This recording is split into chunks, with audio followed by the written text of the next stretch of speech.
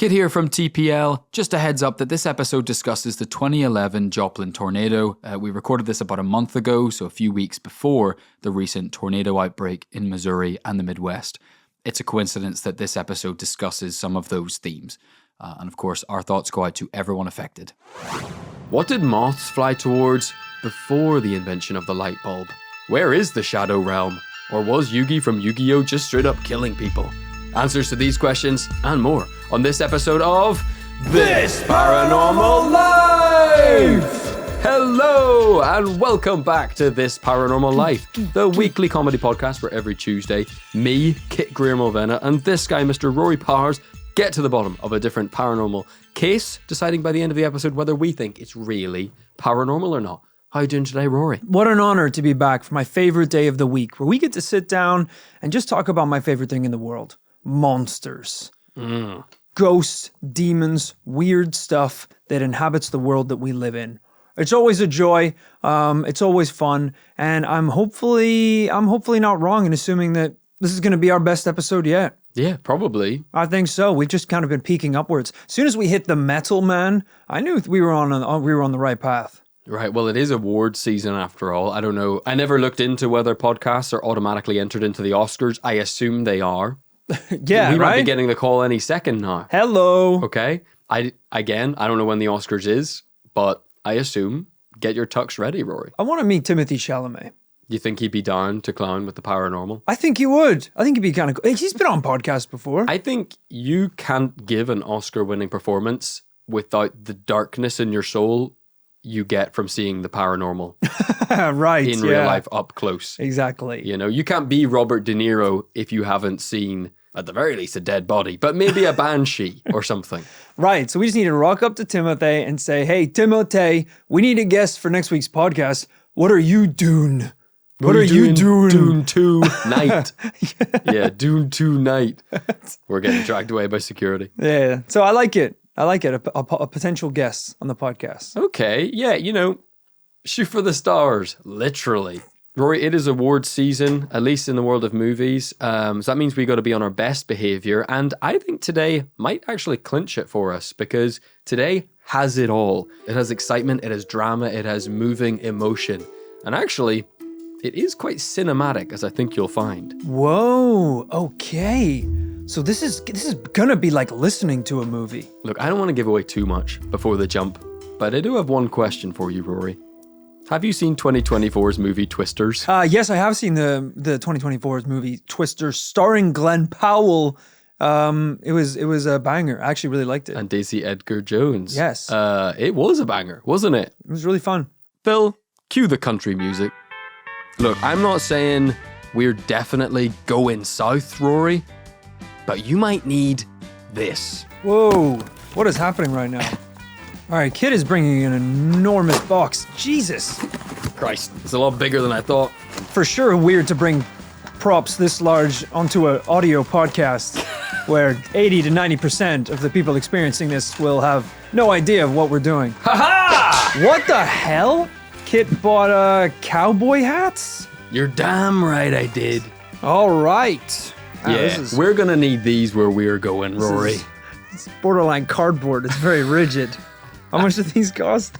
Redacted! Hey, I'm not gonna say that this is gonna be the sexiest episode of the podcast yet, but not only am I wearing a cowboy hat, it's very cold in London, and my lips are actually a little bit chapped, so I will periodically, very sensually be applying chapstick throughout the process of this podcast. Rory, all right, I just need people to know that. All right, I don't need you kind of throwing that in there because, Rory, you mentioned Glenn Powell was in that movie. Yeah. And look, we don't have a hope in hell of being anywhere near as sexy as Glenn Powell.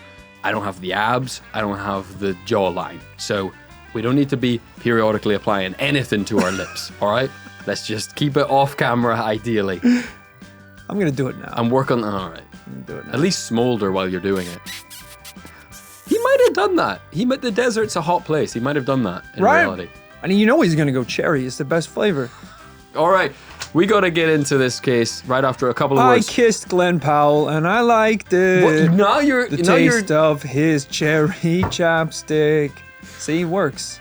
All right. You're into the wrong star of the movie. All right. No, that's what people say about when they kiss me. Because they'd be confused. We're going to get right in after a couple of words from today's sponsors, and a reminder that every episode of This Paranormal Life is available ad-free on patreon.com/This Paranormal Life. Rory, we are in Joplin, Missouri, where on May 22nd, 2011, disaster struck. A Category EF5 tornado hit the town, wreaking untold damage and destroying almost everything in its path. With 161 people tragically killed, I will be taking off my hat right now as a sign of respect, and over 1,000 injured, the Joplin tornado ranks as one of the deadliest in American history. Wow, that sounds brutal. Something that we really don't have to worry about in the UK, tornadoes. Yeah, although I think, didn't I read that? Wasn't there a tornado in London like this winter? What? There was I think it was a mini one. Sometimes you'll see these headlines. It's like the way the UK sometimes gets I don't know how to explain this, but there is a lion in Kent in a field. Right. And it's just messing shit up and we don't know where it came from. I think occasionally just a tornado will form. Right. For I didn't 5 see minutes. it, so I guess we were unscathed. But you're right. If we do have tornadoes, they're definitely not EF5, which I believe is the highest classification of tornado. I think it might have even featured in the movie Twisters as they're oh shit, they're holding onto their hats. It's an EF5. Listen here, Mr. Scientist. Your nerd shit doesn't help me understand the power of a tornado, all right? Don't call it an EF5 or a Category 3. You need to call it things like nightmare. Yeah. Lightning. Well, lightning's already a thing. Yeah. There's lightning probably in the tornado, to be honest. Fire. Yeah, no. Yeah. It causes fires. Flood. Messes stuff up. Yeah. Explain to me how dangerous the tornado is by comparing it to other things that might happen to me. Divorce. How ferocious is this? Rejection. Yeah, scary things. Yeah. Health scare. She's actually your cousin. Whoa. Something that could happen that could be devastating. We're going southern, not that southern, all right? Food poisoning. We got a Category food poisoning coming from the horizon. Look, I realize this is a dark place to start today's investigation, but I hope you know I'm only taking you to such a scary and dark moment in recent American history because something mental happened that day. All right, let's hear it. And today's story begins by bringing us right into the center of the chaos of that fateful day. A local Joplin woman is desperately trying to get herself and her 4-year-old daughter home before the tornado hits. Driving through downtown Joplin, the storm is closing in. Deciding it would be safer to abandon the car and seek shelter in a nearby building, she pulls over. And sensing it would only be a matter of time before the car was thrown into the air, the mother unbuckles her little girl and makes a dash for it. Okay, I'm gonna carry you. 1, 2, 3. Running for her life with her daughter in her arms, the mother glances over her shoulder, but just as she feared, the car is airborne. Whoa! It has been lifted off the ground by the force of the tornado and it is hurtling towards them. God damn. She dives to the ground, sheltering her daughter the best she can. The collision seems inevitable, and yet it never comes. Just like that, the winds die away. She turns around, and the car is safely back on the ground. She breathes a sigh of relief. Just then, her daughter, who's been facing the direction of the car, says, "Weren't they pretty?" "Weren't who pretty, sweetie? Didn't you see the butterfly people?" "What?" "They protected us, Mommy. They saved us." Now, whilst the identity of this woman was unknown, the story circulated Joplin widely in the tornado's wake. And what a wake it was. The damage was astonishing. At its height, the tornado was almost a mile wide, and with 200-mile-plus winds, it ravaged the city for over an hour. Some 8,000 buildings were damaged, including 4,380 homes and $2.8 billion worth of damage. Ooh. It is truly, truly terrifying. And Rory, just for you to get a sense of this thing, let me show you a video. I don't know if I want to. What? I don't want to see a video. Literally, just to get a sense of the scale of this thing, this is a video captured by a storm chaser on the day itself. Don't get us in it! I'm not! Wow, that is terrifying looking. Bro, it is. I was watching this late at night, one night, and it was freaking me out, man. It is truly, truly, truly terrifying. This is a group of people driving around the tornado. The camera's pointing out the window. It is just black sky with lightning flashes, debris soaring through the sky. Jesus Yeah, the lightning is terrifying in itself. Their car windscreen is completely smashed, by the way. This guy seems to be called Jeff. You can watch this video online, and his website seems to be twisterchasers.com. Oh, hell yeah. I don't know if that's still active.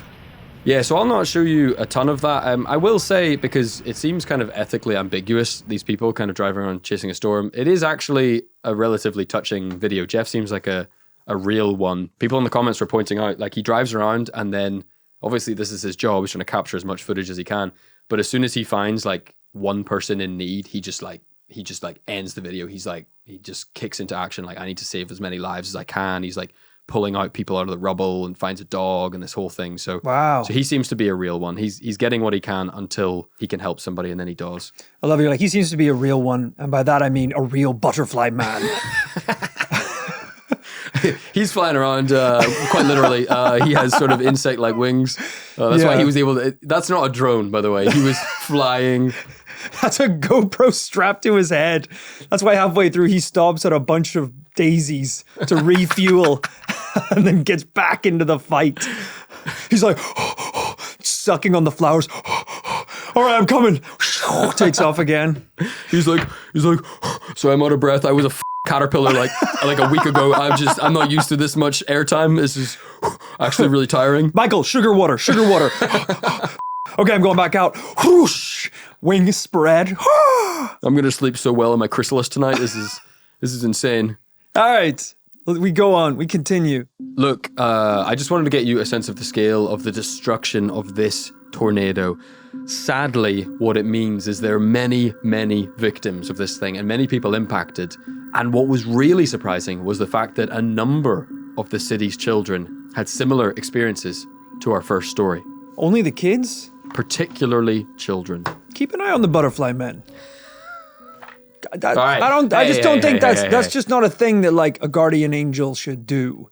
They're like prioritize. But they are the meek. They are the innocent. They are the ones who can't help themselves. Okay. All right. This is the butterfly man's lawyer in court. I'm just waiting to see a video where a group of guys corner a butterfly man, and they're like, "Why are you here today?" And he's like, "Oh, well, I have to rescue to save the kids. To rescue, why kids? Yeah, why not? You know, a woman died 2 streets over, a grown woman. Didn't you hear her cries? Sure, but yeah. To catch a butterfly. Catch a butterfly. They all just show up with nets. Who are you here to meet today? Oh, shit. Oh, I gotta He's go. trying to get away. He flaps his wings. Taser him. Oh. Why are you here today? Rory, I don't appreciate you taking this in a dark direction. Why don't you take a seat over there? Why should take a seat over there, Mr. Butterfly? We haven't even heard a single testimony from one of the people who's seen the butterfly people yet. They are... To catch a butterfly. Okay, I'm sorry. I need more chopstick here. Let's get this sexy again. That would have been a very different album by Kendrick Lamar. To Pimp a Butterfly, more like To Catch a Butterfly. Certified lover boy, certified butterfly. Gonna save a human and it's probably A minor. That's who Kendrick's gonna go for next. Butterfly people. This might be our worst episode yet so far. If you're listening from Joplin, Missouri, I am genuinely sorry. There is a point to this case and we are getting there. Okay. First responders, parents, teachers, pastors, and law enforcement officers all reported hearing strange tales from the children of the town. Tales of the butterfly people. They were described as beautiful, serene, humanoid creatures who, with butterfly wings, could fly. One newspaper, the Daily Herald, wrote about the phenomena, explaining how clinical director Danielle Robinson heard these stories firsthand from many children. Many of these children stated that they somehow knew these butterfly people were there to calm them and to help keep them safe. A common trait was that the butterfly people offered a protective presence, often shielding them from debris. One similar story involved a man sheltering his 2 young sons. The storm had all but enveloped the family when even the soles of the man's shoes were ripped off, and yet somehow the storm passed over and they all survived unharmed. The preschool-age boys, who were calm the entire time, said they saw butterfly people protecting them from above. What? In one case, a girl was thrown into the air by the tornado, but says she was caught by one of the butterfly people, returning her safely to Earth. In some cases, roofs were ripped from buildings, and the children sheltering inside said they saw winged creatures floating above them.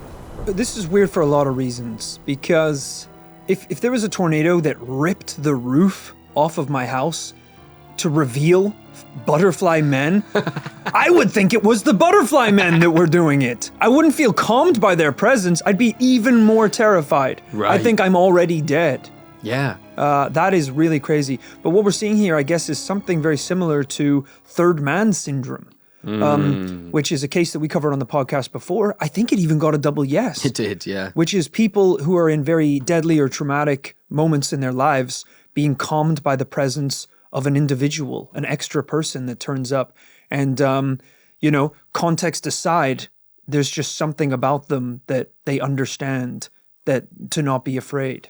Which is quite nice and romantic, I suppose. I'm glad you brought that up. Yes, it seems to be, like with all paranormal experiences, it is not simply a materialistic phenomenon where you just see something and you react using all your biological instincts. This is something inherent in the experience itself is calming. Yes. It's like a moment from the movies where, the angel comes down and then it's like a full body experience. Seeing them, like it's almost like the vision and the physical experience is all one. Yes, yeah. So this is maybe what we're seeing here. So a feeling and sensation so powerful it can calm you even in a storm, which sounds like something from the Bible. Isn't that something from the Bible? It's a divine intervention, definitely. Yeah. This is Gandalf coming down the hill with the big army on the sunrise. There was one high school counselor, Shelley Wilson, heard so many accounts of the butterfly people during her time as a volunteer for the Red Cross. She wondered if these protective winged beings genuinely might explain why the tornado had not claimed more lives. She said, quote, "It's the only way we can honestly understand how more people were not killed." Okay, that's worrying. Look, Rory, you've kind of beat me to the punch here, but what I was going to ask you was, look, this is clearly a mad one. But yet, with lots of individual elements, we have seen in other cases too. You've already brought up third man syndrome. But are there any others? I mean, off the top of my head, I jump to Mothman. Yes. Not only because of their biological similarity. Right, moth, butterfly. Of course. The children didn't mention whether the butterflies were caked up. Good point. With kind of dump truck asses, the same way the Mothman is. Also, Mothman, what's his lore? He would appear before natural disasters as like kind of to warn people about it. Yeah. So maybe he passes that information on to the butterfly people. And then they turn up when the disaster is coming.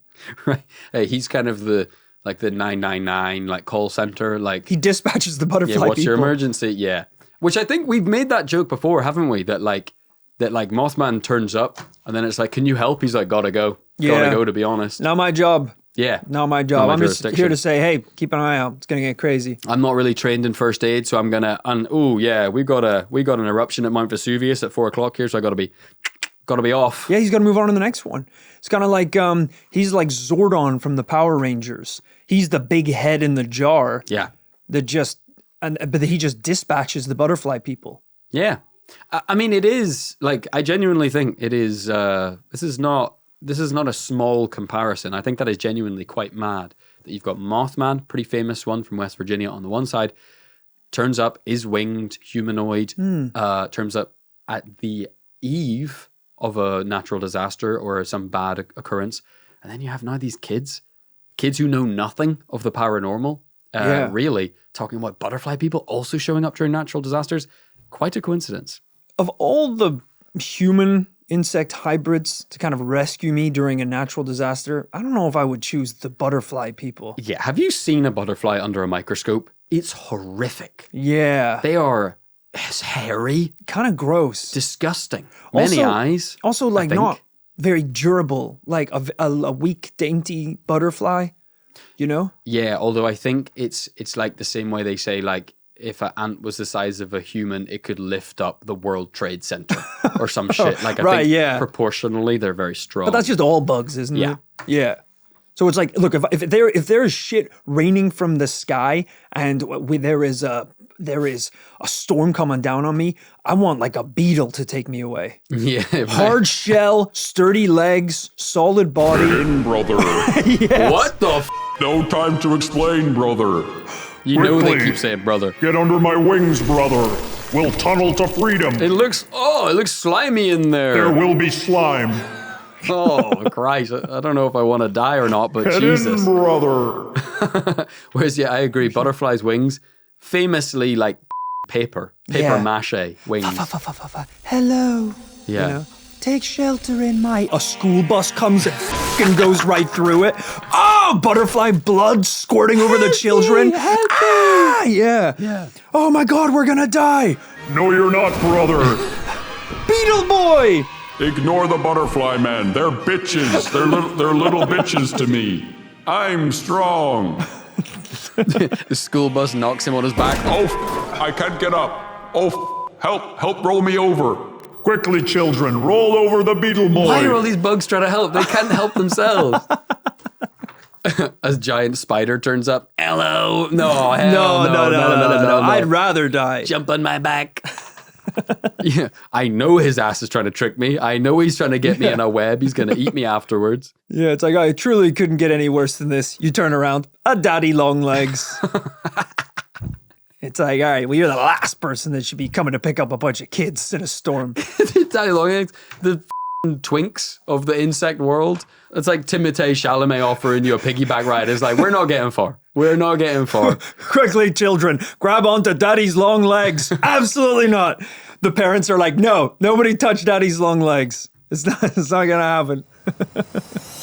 Rory, of course, Jesus Christ. Of course, you mentioned third man syndrome. Of course, spirits that appear in a time of crisis. That is a big one that will reappear later. But I did, before we move on from other paranormal parallels, sky people? I'm really glad this came up. Sylphs? Yes, Sylphs, the Sky People. This was a bonus episode of This Paranormal Life that was so funny that it actually made an appearance in our best of at the end of the year. Okay, yeah. Maybe we'll include a... Not funny because it's ridiculous, but funny because I don't know. it's You so didn't hear the believable. clip that I put in the episode. Maybe at the end of this, we can do a clip for the bonus episode on Sky People so people can understand what that was. I forgot it was a bonus episode. Okay, sorry. Yes, it was sorry. a bonus I just came episode. out of nowhere with that. There's something called sylphs. Yeah, which isn't Sky Not People. Sky people I'd Or like to f. It's... Shouldn't swear. And it's sky people. There was an ancient tale that might be to do with aliens coming from outer space, and they were spotted above an old church.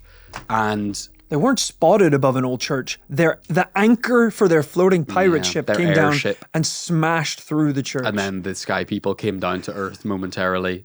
And then, very realistically, the people on Earth tried to beat him to death.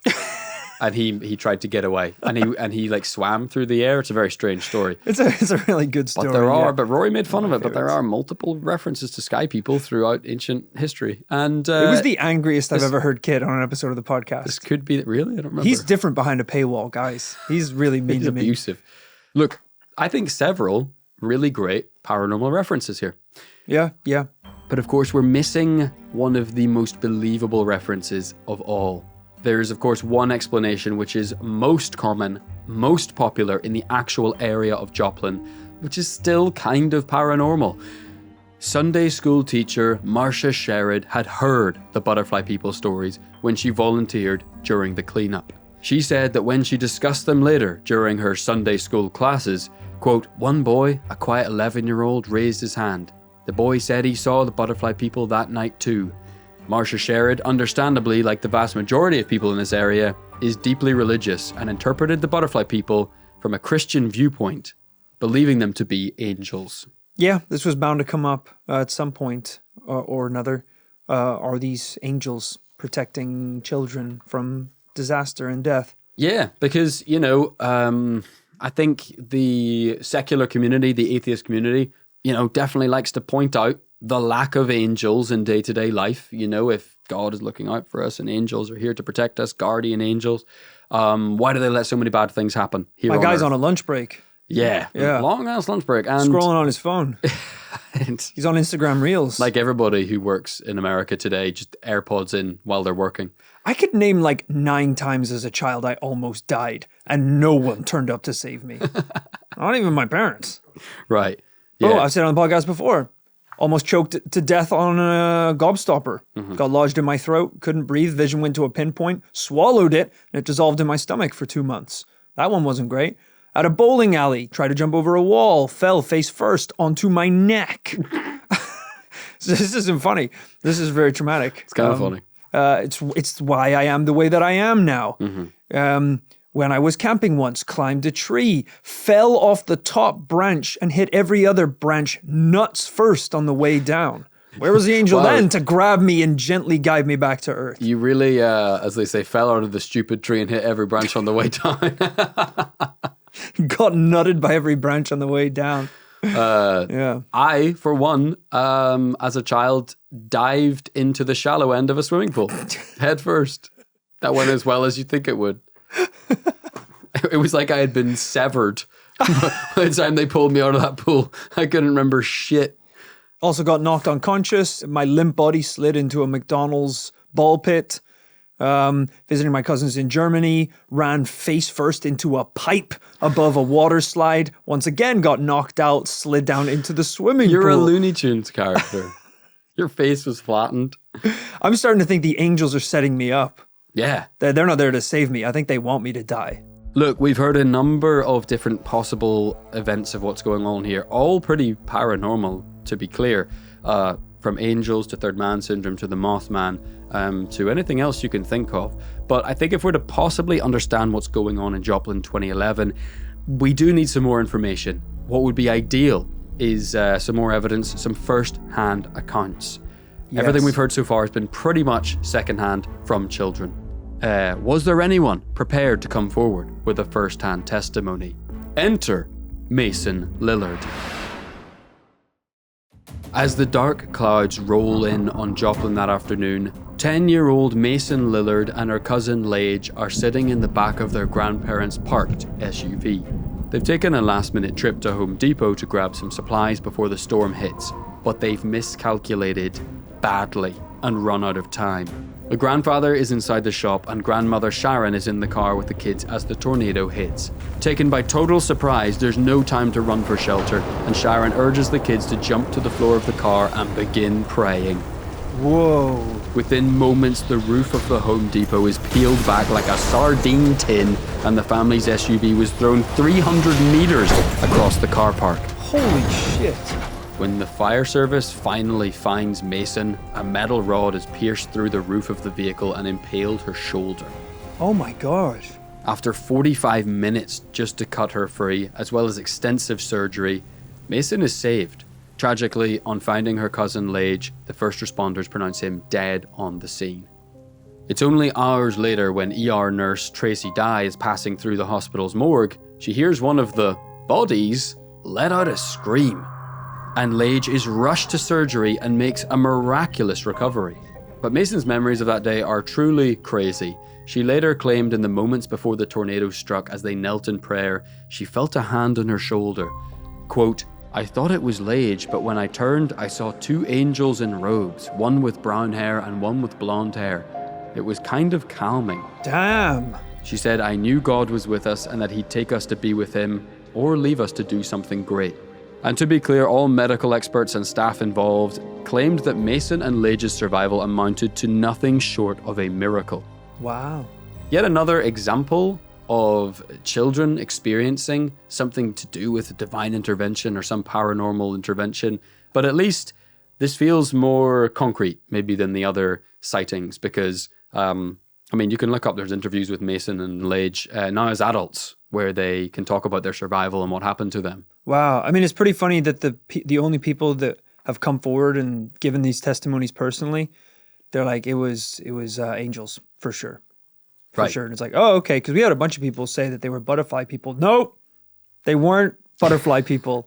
They were angels. Right. No one who's seen a butterfly person wants to come forward. It's a good point.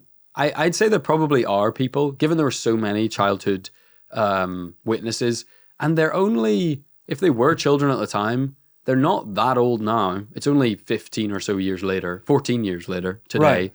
So they're probably just young adults now. It would be very interesting to know how many people stick to that original story of the butterfly people. There's got to be some Rory Powers there who stick to the Gorilla Man story. Yeah, that's true. Well, mine was real and it actually happened. So it's not like there's another option. You didn't survive a natural disaster, so let's not exactly discredit. It naturally disastered my life from that point onwards. It's like an EF5 hit my credibility. That's for sure. Yeah, I just where think someone had intervened, where someone had helped me. I don't even need him to be a butterfly man. I'd take a regular man just to come in and help me in that kind situation. Of psychologically process what happened. Right.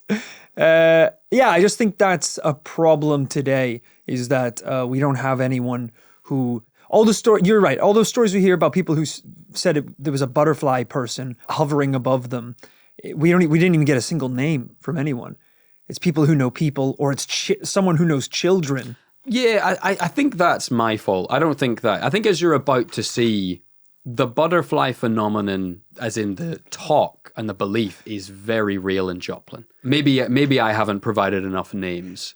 Let me get into that. Okay. Because you're about to see. I'm also a little worried because just now, while you were getting ready to read the next part of your script, you lifted up all the pages, and I did get a glimpse of some photos on the back page there.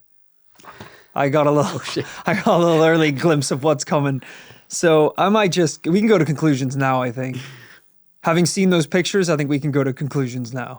Rory, I think you will see, as I did, kind of what really struck me as crazy is that whatever happened that day, the butterfly image is deeply embedded in the psyche of Joplin, in the psyche of the city.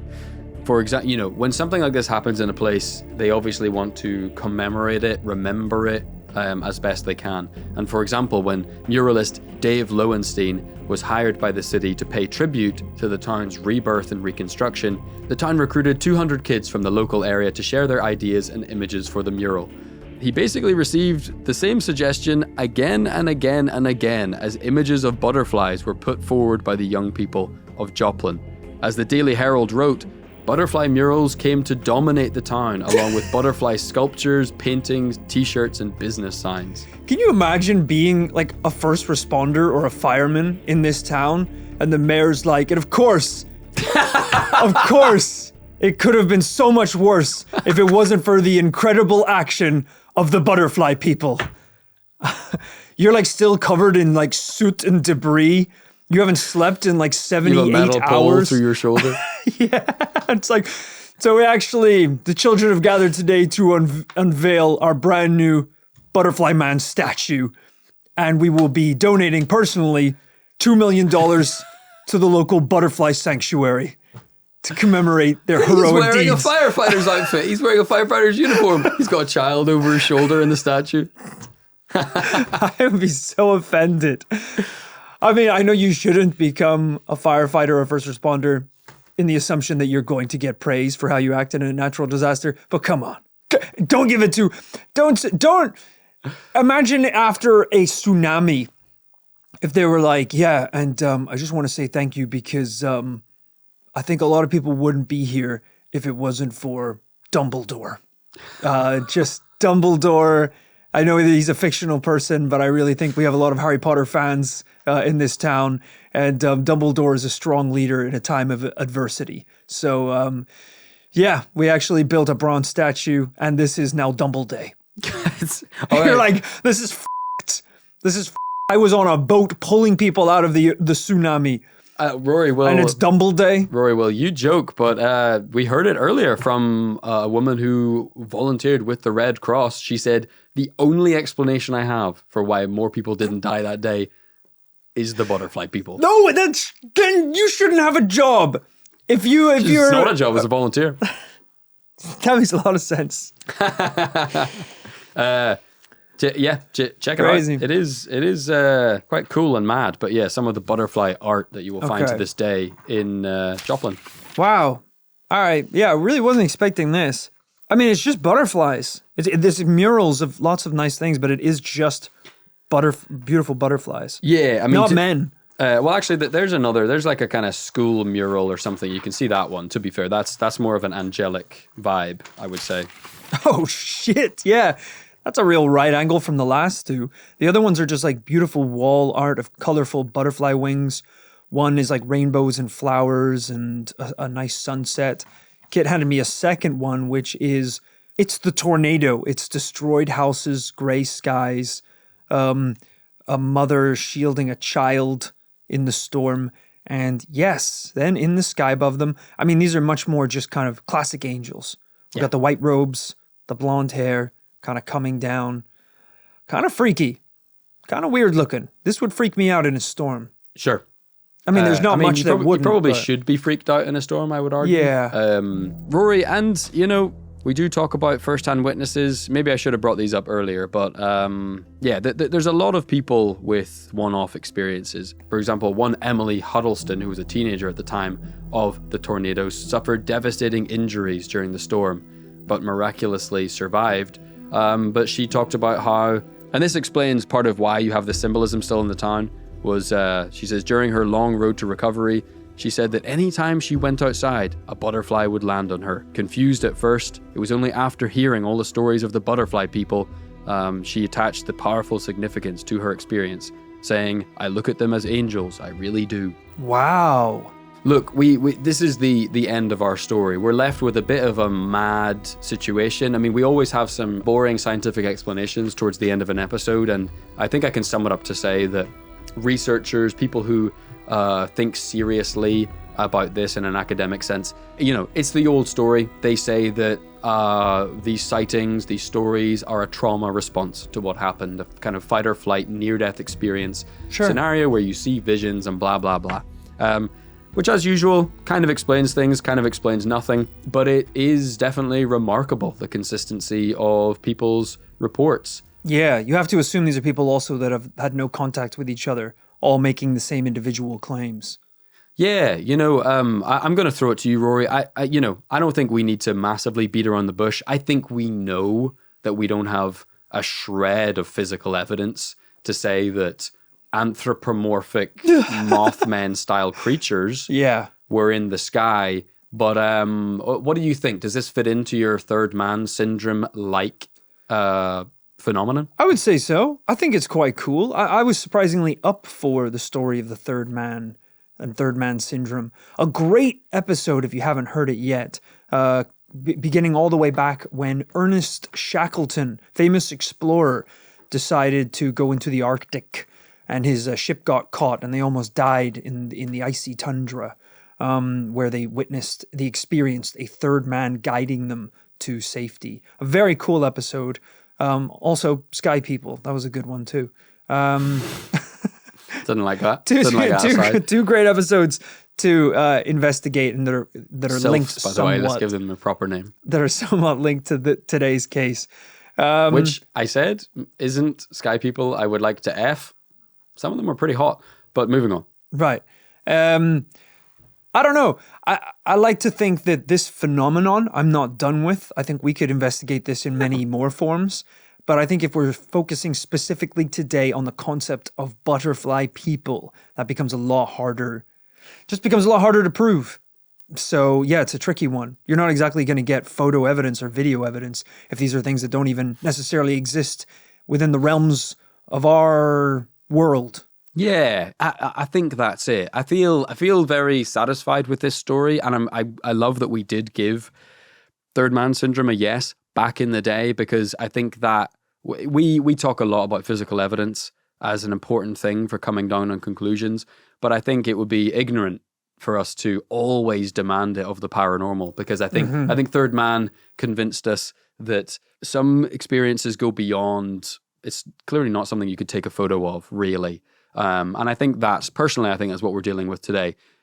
Far be it from me to discount the hundreds of people who find deep meaning in this and to claim that this situation, this phenomenon, saved their lives. Far be it from me to say that's not real, but I'm also very content with saying it's fine. I don't think I have to believe in anthropomorphic butterfly people. I think this is probably something real-ish, but it's probably third man syndrome. Yeah, Yeah. So that means it's a no for butterfly people. It is a no this week for butterfly people. I think that was the right choice. A difficult one, but the right choice. And shout out to the first responders of the world. I want you guys to get some credit today. I feel like too much gets thrown on the butterfly people. You're the ones doing all the hard work out there, saving lives. Shout out to you I don't want to guys. discount the butterfly people. It sounds like they did a lot of really good work. And as I say, the Red Cross didn't do shit, apparently. They were, I think, playing Crossy Bird or something. Flappy Bird. Red Crossy Bird. At the time. But shout out to the good people of Joplin, the good people of Missouri. Thank you for letting us tell that story. Yeah. Can I be... Because I'd like to be a first responder. You know, when I was in school... No, you wouldn't. You'd be useless. What are you talking about? Well, watch it. How dare you? When I was in school and I did my careers test, they said... I've talked about this on the podcast before. Okay.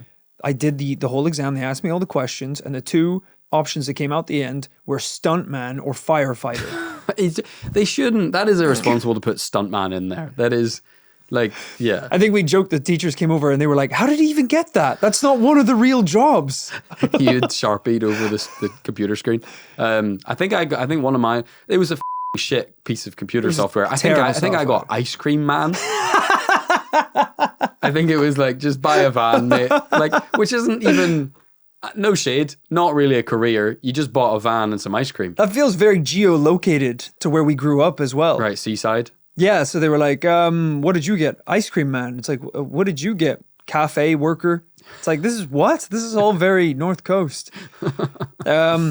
So I kind of always told myself, I was like, look, if I'd like to at some point in my life be a volunteer firefighter. I think that would be great. I would really love to do that. And then if the rest of my life falls apart and I lose all of my other jobs, I'd like to become a full-time firefighter. I think that would be a cool thing. Okay. A little scary though. A little scared of fire. It's hot as hell. I don't know if you know that. Yeah. Smoke is like hard to breathe in and stuff. Sometimes the hose is really heavy. So it's like you have to hold it for ages, which gets a bit bad. So I was like, is there such a thing as a last responder? Right. So not a first responder, but you're like the last guy to turn up. Everything's kind of been sorted, but there's still stuff to do. And you kind of jog there and you're kind of out of breath like, sorry guys, get as fast as I can, but Rory, it ended a month ago. Yeah. You guys, I got the Jersey mics. I got a box of subs here just if anyone needs them. I got some of those silver blankets. Rory, it was weeks ago. Right. Weeks ago. Everyone's warm again. Yeah. Well, I want Or dead. Last responder, you're still responding. Yeah. But it's just you're the last one to do it. It's kind of the first responder equivalent of those emails where it's like, shit, sorry I missed this. Thanks for bearing with. Yeah, thanks for sorting all that out. Just seeing this now. I hope it's not too late. And people still, people appreciate the person who like hangs back and cleans up after the party. Yeah. And maybe that could be me. Like Sounds when the like event's hard done, work though, because it is. I'll be like, it is quite messy. A lot of hard work cleaning up too. Yeah, you might need a real person to do that. Yeah. I'll like come along and I'll bring like, I've got like my wireless Bose speaker, so I can like put some beats on and stuff. I'll have aux during the response. Yeah. Maybe that could, that's kind of a motivation. Sadly, recently with the Pacific Palisades fire in America, we got to see this dynamic up close and personal, as in on the news. We weren't personally there, although we did see the aftermath of it in California. And it's always sad and inspiring to see a community come together. And people, I think, really appreciated their firefighters, their volunteer firefighters, and their incarcerated firefighters who are not even really getting paid to help out. Yeah, I think we actually have, or had at one point, a firefighter/firefighters who listened to the podcast. Right. Because we got sent a video of them like listening to it in the firehouse, and they like turned they turned the lights on for us and everything while they're like listening to the podcast. I was like, this is awesome. I'm so glad our show is hitting the exact demographic I want. Yeah. Which is buff dudes with mustaches who are saving lives, playing poker, drinking beers. That's what I think being a firefighter is. Hanging out in a cool clubhouse. Beers. Yeah. And then the alarm goes and it's like, all right, action time. I think you're thinking of like the Ghostbusters or something. That's what I'm thinking of. Dan Aykroyd, Bill Murray. That's who I want to listen to our podcast. Yeah. Okay. Well, I guess you're right, Roy. Shout out to the first. I was kind of willing to give all the credit to the butterfly people, but maybe you're right. Maybe they do deserve some credit. So shout out to them. Shout out. I hope you enjoyed this week's investigation into those there butterfly peoples. And a very special quick thank you to Will Aiken and Josh Miller for sending in that suggestion to the TPL inbox. That's thisparanormallifepodcast@gmail.com. That is where we scour the inbox for great podcast ideas. And we are truly the last responders to that inbox.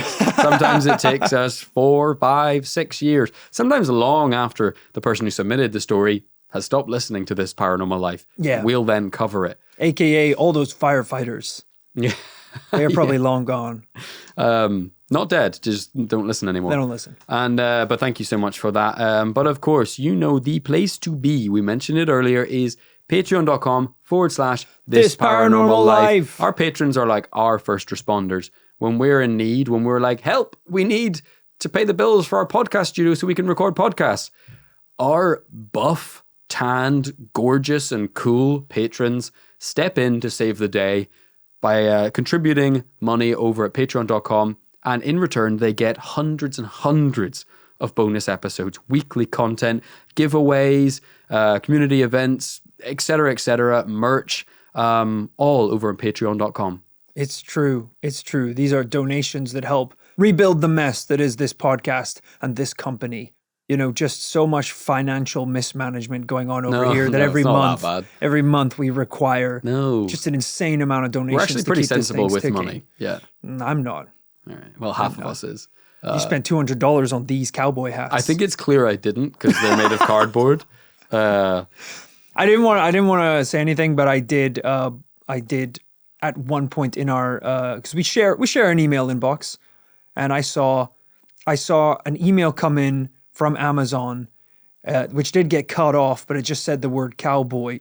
And I was like, I don't know what he's cooking up. I think I mentioned on a recent after party, my wife is big into Yellowstone. Right. We also mentioned in the after party that Phil, our editor, has gone country. Yeah. So country's a big theme. And when I say my wife's big into Yellowstone, she doesn't find me physically attractive anymore. She's more into Kevin Costner. And I sort of thought, this hat isn't really for the podcast. It's really to win back home. My wife. I'm trying to change the way I talk. To try and win her back as a kind of country gentleman. Well, hey, one of the things we do over on patreon.com is a monthly raffle where you can win something from the TPL studio. Dare I say, should we do for one of our upcoming raffles this very hat, a TPL cowboy hat? Okay. That's a good idea. It's a good shout. We give away something from the studio every month to a random patron. It's a lot of fun. We've given away signed books recently, gave away the spirit box that we used during our Edinburgh Vaults investigation. That one was a tough giveaway because that was expensive. That was quite an expensive thing. I was like, can we actually just give you the money? Because we need the spirit box. Right. And they were like, I want the box. It's like, this is because we have an investigation coming up as well. And we really need all the equipment that we can have. And he said, when is the box arriving? We had to send it. He said, on second thought, the only way you can have the box is if I take your shirt instead. He was like, what the what do you mean? Yeah, the one you're wearing. Yeah, right off your back. Yeah.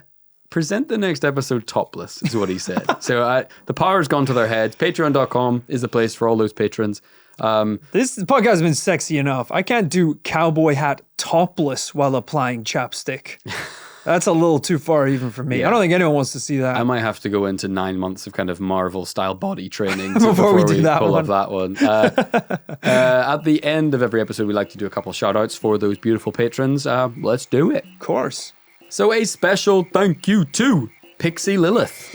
A pixie listening to this podcast, they're friends with the butterfly people. Yeah. Very similar anatomy, right? I don't know a lot about pixies, but kind of, aren't they similar to fairies? Yeah. Human body, small. Big wings. How do you get AirPods small enough to listen? I'm not quite sure. Good point, yeah.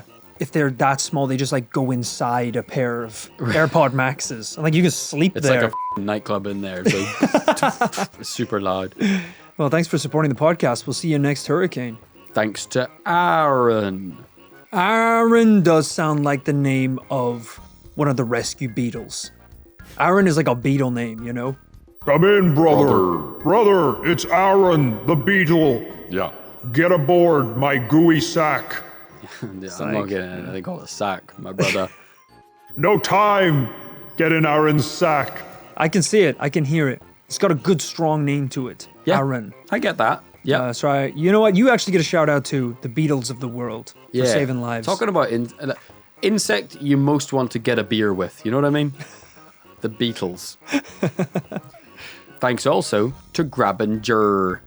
Speaking of someone you don't want to get a beer with, Grabinger, because they just don't know when to like let the night end.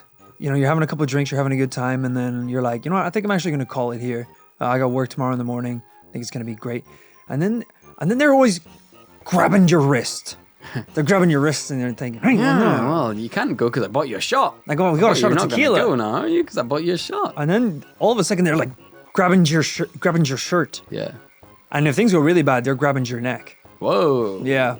A little throttle. Getting a little handsy. That's why you gotta I like to schedule like coffees with Grabinger, you know? Keep it chill. Stay off the booze. Yeah, I know. We all get a bit funny off a couple Don Julio, but Grabinger gets borderline grabby. And thanks lastly today to Dan Husarich. Sorry if I'm butchering your last name, Dan.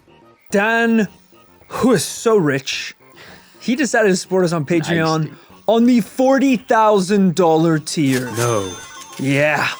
Check again, brother. Oh my God, it's true. Yeah, that's right. Wow. So, of course, that tier is classified on Patreon. We can't talk a lot about it right here, but hope you're enjoying that little crate we sent you in the post the other day, buddy.